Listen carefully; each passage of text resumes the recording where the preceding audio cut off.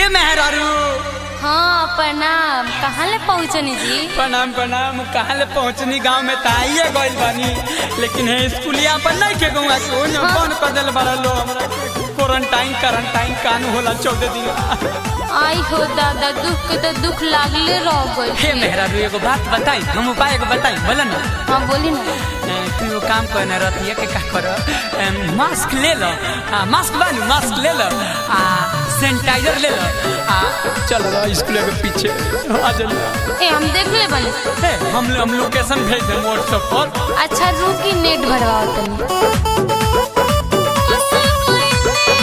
सालभा पयनी lockdown में घरे तोहरा मिले के काहे मनबो न करे। बोलत काहे नहीं? टेलीफोन में कट कर करे ना जी, लाइन पर बनी। सालभा पयनी लॉकडाउन में घरे तोहरा मिले के काहे मनबो न करे। देखेला सूरत तो तरस गइनी, तरस गइनी। अरे हमरो तो मन बेचैन बा।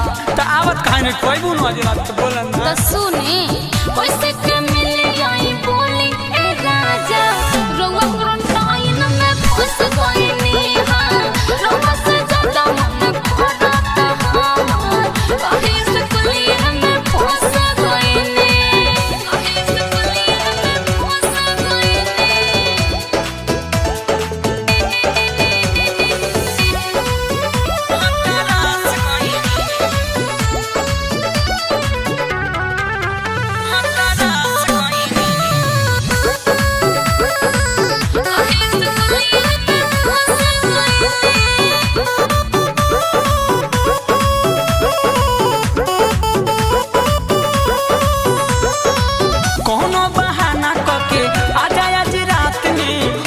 सैनिटाइजर ले आई है अपना साथ में, रानी तोहर रहिया निहारब हो, हुकुर हुकुर टहरा चबारब हो। घर के हम कन्या बनी कैसे के आई, बने ना देखले हम रहिया भुलाई। राजा जी तोनी मन के मनाई जी, मोबाइल में मन भूलिया जी। तोहरा ला साचो हम उदास भइनी, हाँ उदास भइनी। अब हमारा 14 दिन 14 बरस लागता। तो रुकी ना, हम जुगाड़ लगाओ तनी। कैसे के मिले आई बोली ए राजा, रउआ क्वारंटाइन में फंस गइनी। रउआ से ज्यादा मन पड़ता हमार, कहीं स्कूलिया में फंस गइनी, कहीं स्कूलिया में फंस गइनी।